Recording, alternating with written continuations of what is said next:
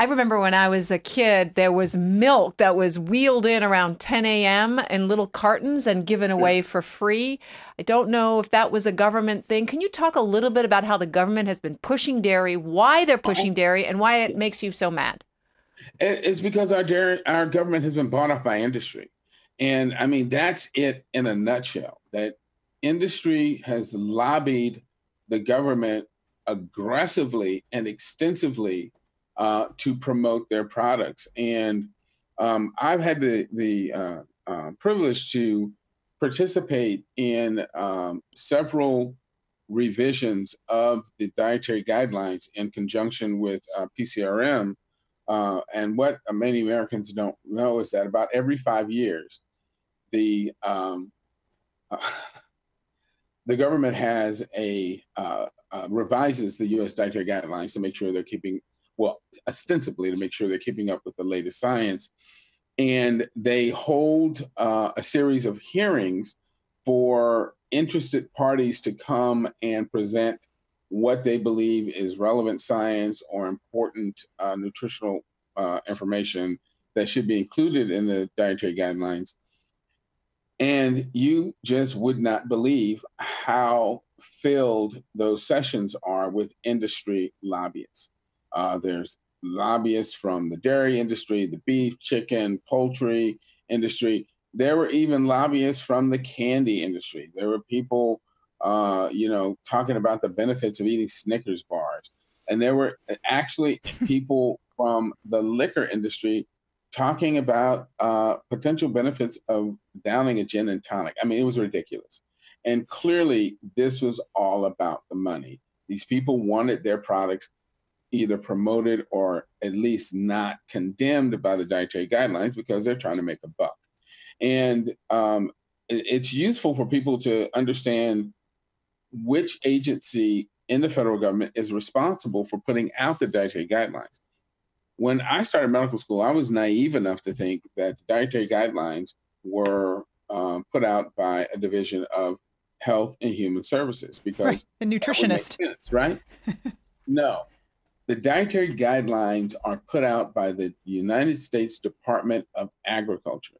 And from its very inception, the dietary guidelines were not so much about promoting health as expanding the market for the produce and products produced by American agribusiness.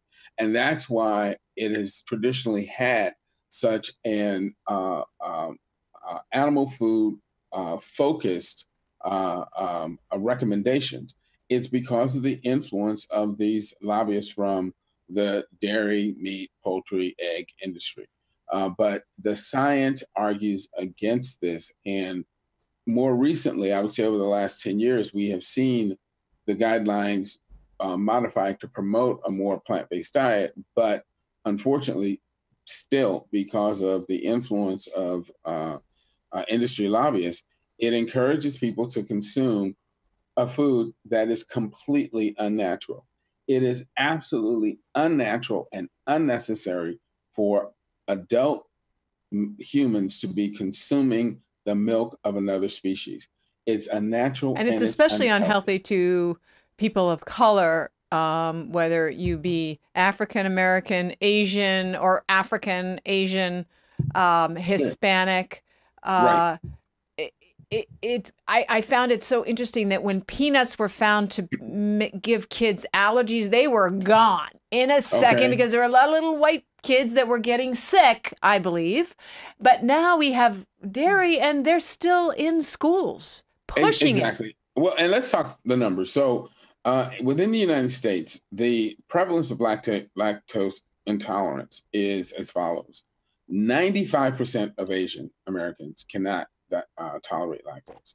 73 to 74% of African Americans, about 74 to 75% of Native Americans, and 53% of Hispanic Americans cannot tolerate dairy foods, as opposed to only about 30 to 33% of Caucasian Americans. And how long have these So percentages been out?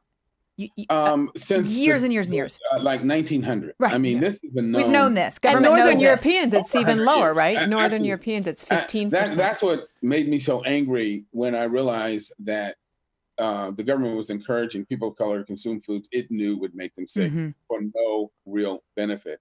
And if you look worldwide, 65% of humans, of all the humans on the globe, cannot digest lactose. And are lactose intolerant, or more properly, lactase non-persisters, because the ability to digest milk sugar or lactose as an adult is actually an acquired mutation that was acquired by populations that consumed dairy foods habitually.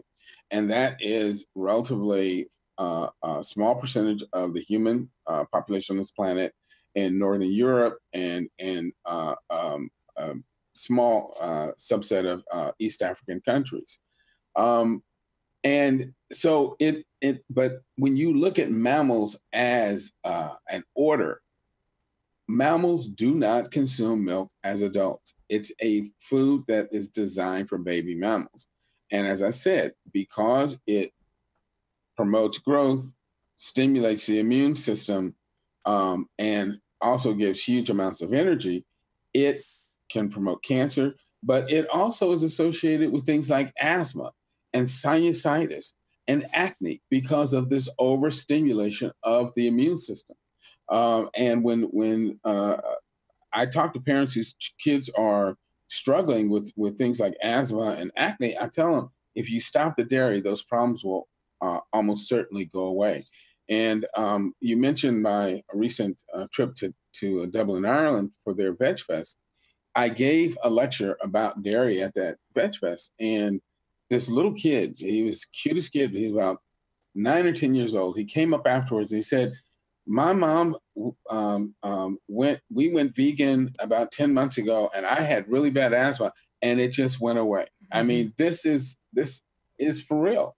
And again, when you understand that part of the way our respiratory tree polices itself is by creating mucus to trap dust and bacteria and all sorts of allergens so that we can actually spit it out.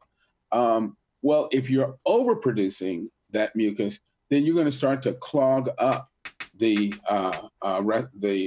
airways in your respiratory tree, and that's going to give you the symptoms of asthma. It's going to make, when you have overproduction of mucus in your sinuses, it will make sinusitis worse, and so forth. So there are very logical, sound reasons why we see the problems that we see associated with dairy foods, but we shouldn't be consuming it.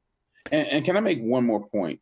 You bet. I pointed out to the people in Dublin that according to current theories of human evolution, fully modern humans, Homo sapiens sapiens, have been around for roughly 100,000 years. I mean, estimates are 80 to 120,000 or so, but most experts say it's been about 100,000 years. So then I asked them, well, how long have human beings been practicing the act of dairying, that is, using the milk of other species for food? It's somewhere less than 6,000 years. So the idea that we need this stuff to survive is ludicrous, because what were we doing for 94,000 years? Gliding around the ground like amoebas? No. I mean, you know, clearly we don't need it for our health, for our bone health, and to survive.